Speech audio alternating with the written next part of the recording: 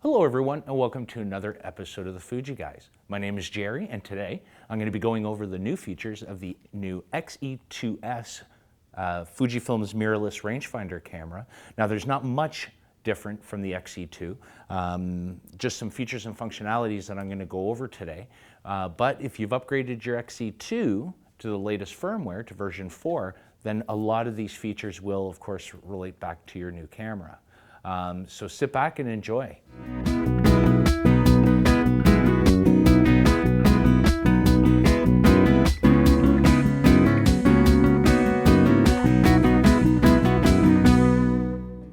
So at the introduction of the X-T10, Fujifilm introduced new autofocusing systems to enable better tracking and to enable better autofocus performance in either action or street style photography.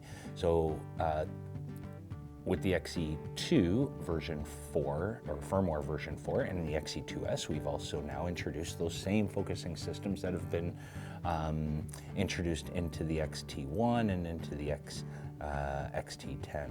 So to access those, you'll see on the D-pad on the back, you've got all your function buttons, and by default, your autofocus will be, modes will be up at the top button here. So here we have our traditional single point, we have the zone and the wide tracking.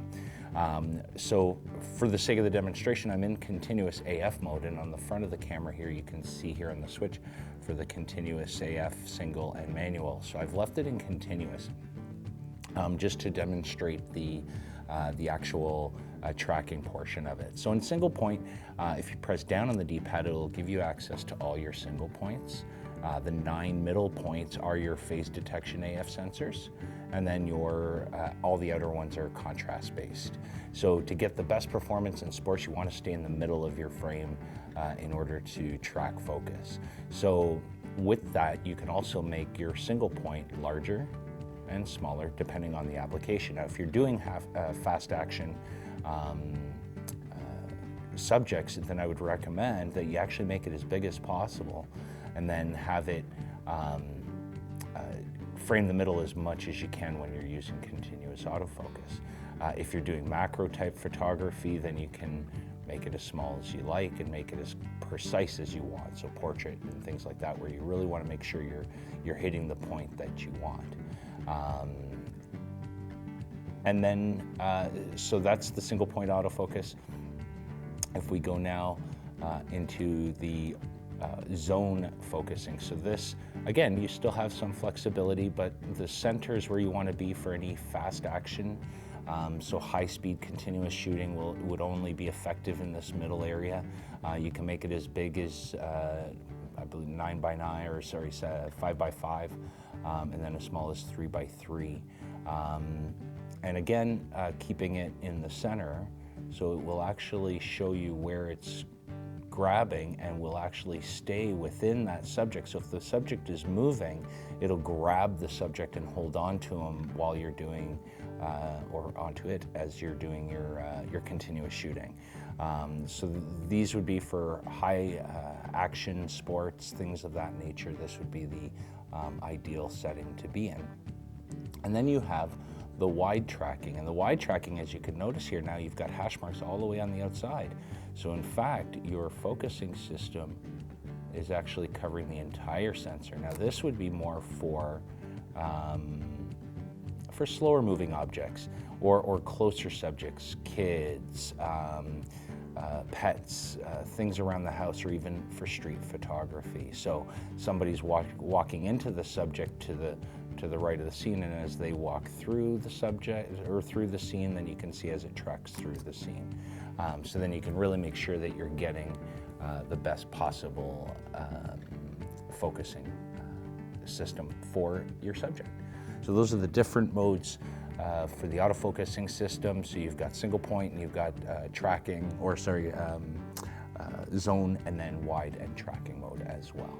So one of the feature additions that we've added into the X-E2S, and X-E2 through version 4 of the firmware is now the auto mode. So down here in the bottom corner, we've got this button here. On your X-E2, it's going to say FN.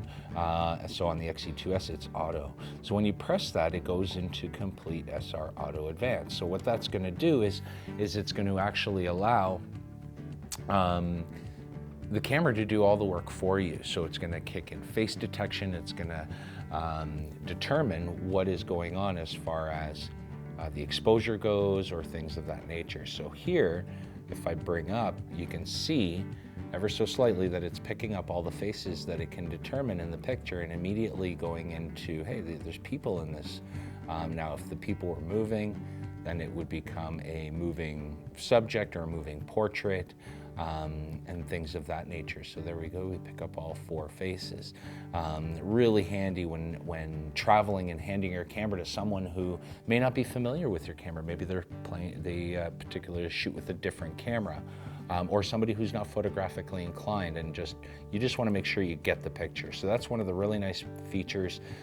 It picks up, I believe, 14 different types of scenes and combines them. So whether it would be a moving subject or a backlit subject, a backlit portrait, night mode, all these wonderful modes that would ensure that you're going to get the best possible quality image, and that includes macro. It'll even let you know when you're real close to your subject and it needs to go into macro mode.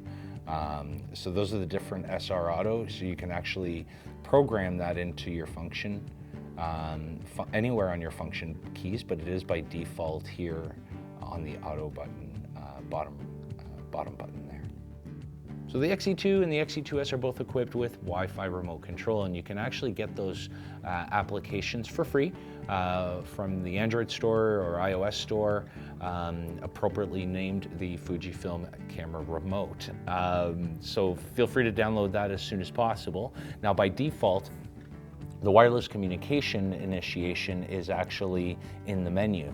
So it's in the 5th menu, the 5th shooting menu there that you can see the red shooting menu. So wireless communication is there. So you can activate it that way. Or I'd actually recommend, especially if you're going to use it a lot, is to actually program it into one of the 7 function buttons. So I'm going to hold display back button, and I've actually already set it up here into function number 2. So I'm just going to activate the Wi-Fi feature. So now it's trying to communicate, and I'm just going to now go into my settings, and I'm going to find the X-E2S so you can see it there. And as soon as that check mark comes up to confirm, there we go, we're all set. And then we have the Fujifilm camera remote. And I'm gonna hit remote control, and this will allow me to completely control the camera. So now it's just double checking, is this the camera or that I wanna connect to? And yes. So there we go. So now we have a full live view on our screen. We have full access to shutter speed and exposure compensation and aperture, if I had have actually set my aperture to aperture priority or to have access to the aperture. But now you can see here that as I change shutter speed on the shutter dial, nothing happens. So you really do have to do it here. And you do get a full live view of your image as well. Now here we're in aperture priority, so of course it's keeping our exposure pretty good, but it's changing ISO or it's changing different features. You do have access to the different film simulations, including classic chrome. So you see the effect right on the screen. So if I go into monochrome, black and white, there we go, we see right away our effect on the screen. So we can hit OK.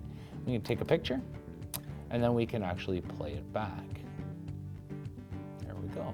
Now it only plays back the JPEG. As you can see, I was in raw JPEG mode, but it does have access to all the images that are on the memory card, and video as well. So as you can see here, there's a video, and we could actually download that video as well.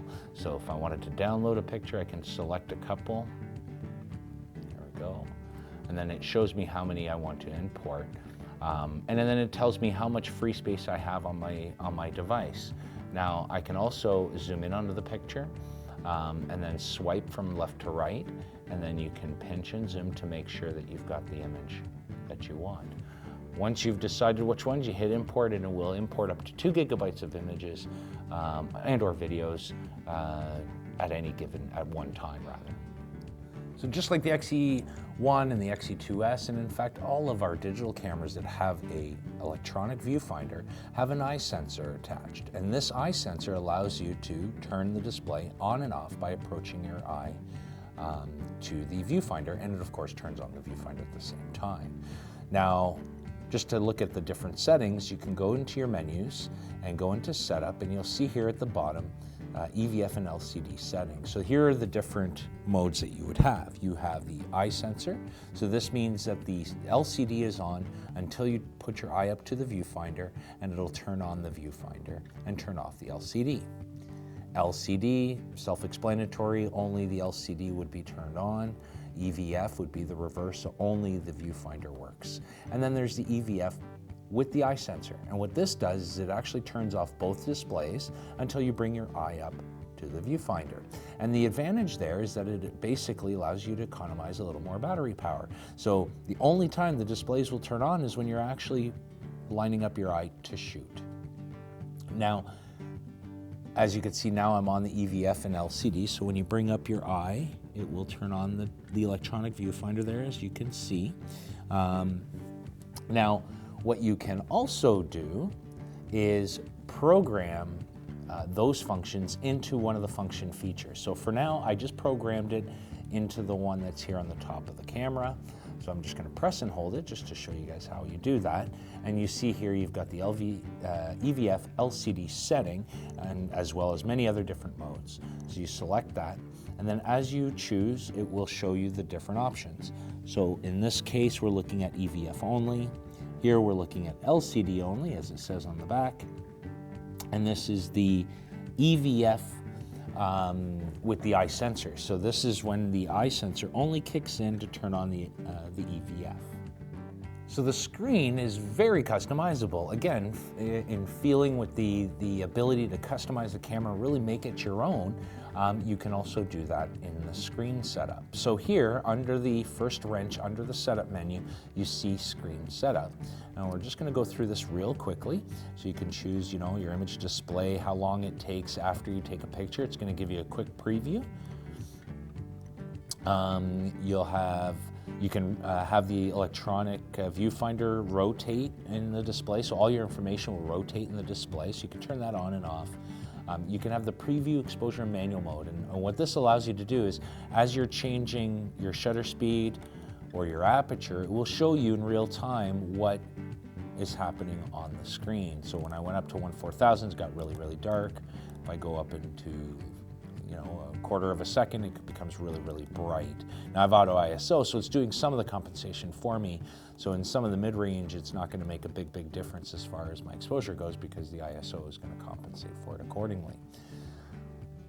So in continuing, wrong one, there we go. So we want to go into the screen setup. There we go, there's the screen setup. So you can turn that off. If you're in studio setting, you want to turn that off because you're going to be shooting with big lights, and you're going to be shooting at say a 1/180th of a second with flashes at say f8. So you won't really be able to see anything through the viewfinder. So you can turn that off so that you can ensure that you can get proper framing and focus and things of that nature. You can adjust your EVF brightness, your LCD brightness, the preview picture effect, whether it's on or off. Your framing grid line, so you can have the 9 grid, the 24, or HD framing if you're doing video. Auto rotate and playback, so it's going to rotate the image for you. Your focus check, you can turn that on and off, so it'll focus check in between each shot. So it'll do a magnification. Focus scale in units, you can change that to meters or feet, depending on your market and what you prefer. And then display custom settings. And this allows us a little more information. And this allows us to add or remove any of these items that we want in our screen. So I'm gonna fully feature up all the features that we can show in the screen. So there we go, we've got them all. So then when we go back to our screen now, we can see our rule of thirds, we can see our level line, we can see our histogram, our focus, and all that wonderful information that you would want there as well, including your compensation is down here, your exposure compensation is there as well. So you can really choose and customize the display according to your needs, and the same information will show up in the EVF. So whether you do it in the electronic viewfinder or the LCD, both are the same. So in the drive modes, we have some flexibility. We have, some bracketing modes. So first in the your single shot still image, then you have your continuous high and low, which is 6 frames and 3 frames per second. You have exposure bracketing, ISO bracketing, film simulation bracketing. So you could bracket all these, and in the film simulation bracketing, it'll actually only take 1 picture and just process it 3 times, whereas things like exposure bracketing, it'll actually take 3 pictures, one after the other. White balance will, as well, will just simply bracket the three images just by reprocessing itself. Dynamic range, same. Now you also have access to the advanced features, so motion panorama and multiple exposure, as well as advanced filter mode. So in the advanced, with double exposure, I mean, that's pretty self-explanatory, or multiple exposure, it's really double exposure, so it allows you to take 2 pictures and then combine them very creatively.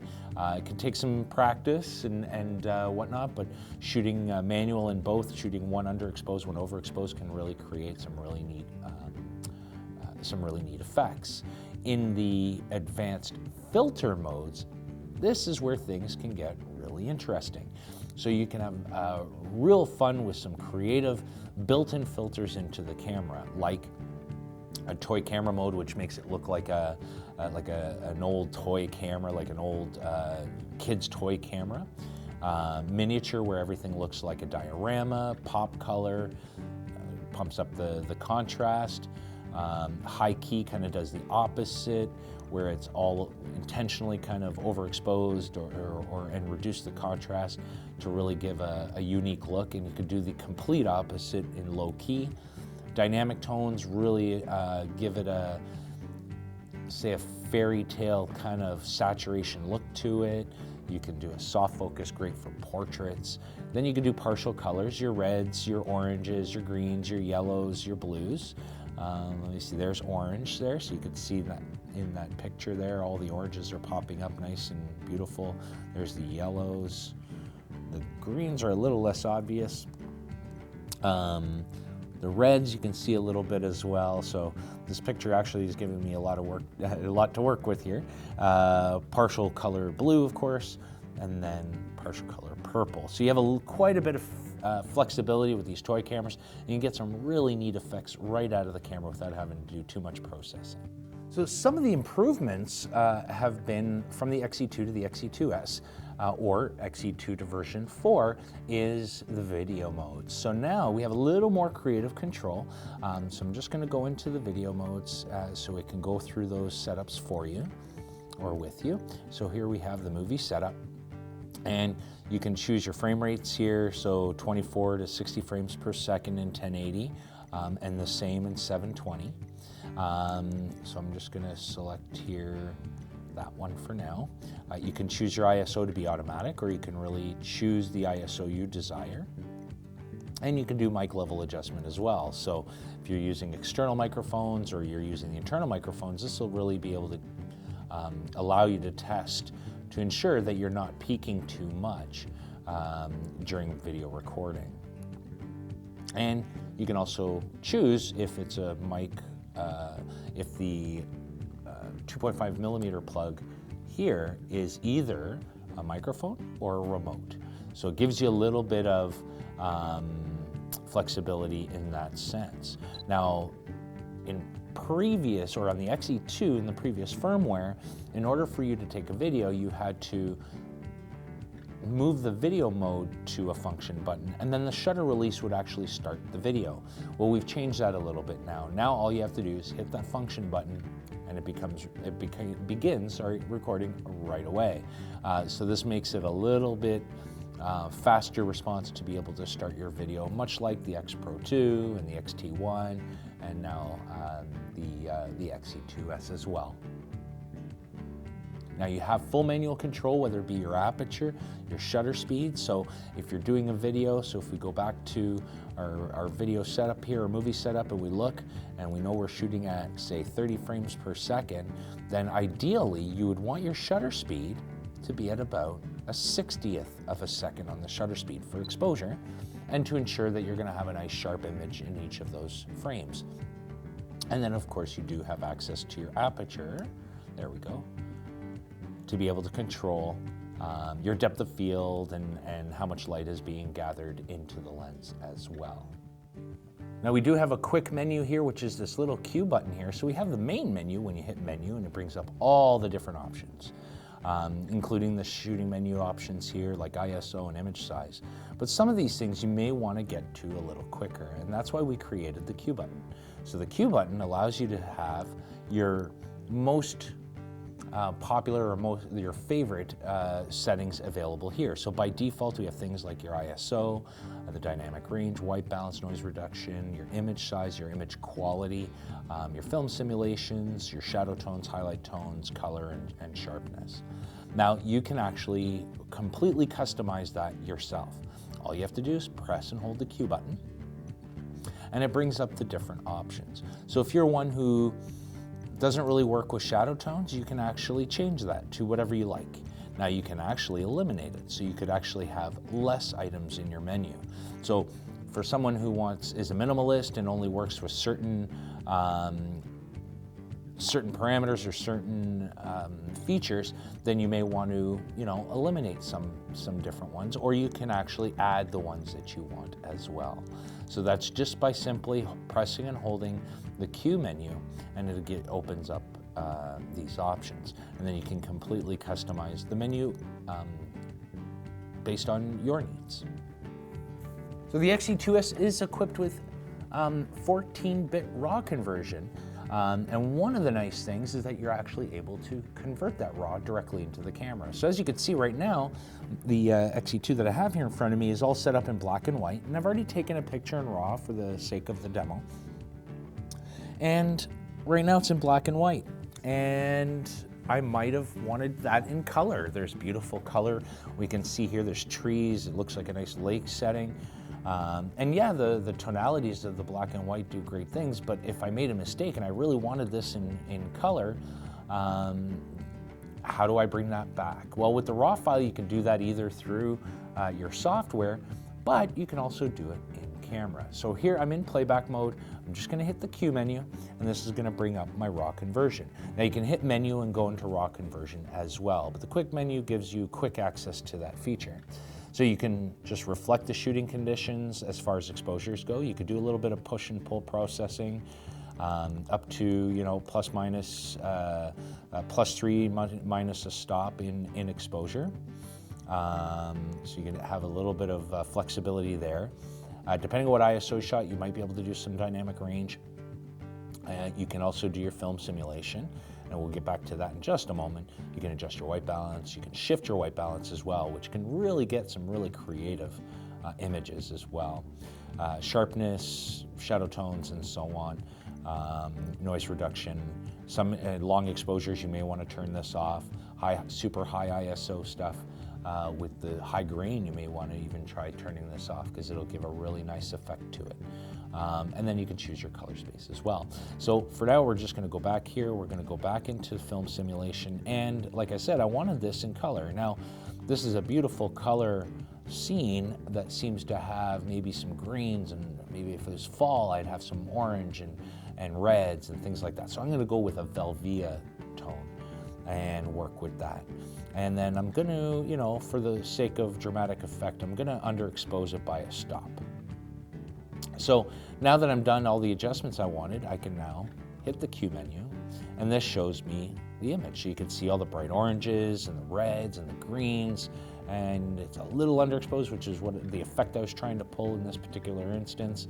And then I can hit OK to store. So there's your black and white shot. You never lost it. Your RAW shot is still there, and there's your color. Still framed exactly the same way. So in-camera raw processing really does provide you some really cool flexibility while you're out in the field. Well, thank you so much for watching. I hope you got everything you wanted out of the video, but if you have any questions or comments, feel free to post them up below. And feel free to follow us on Twitter @Fuji Guys, and please subscribe. Until next time, I'm Jerry of the Fuji Guys.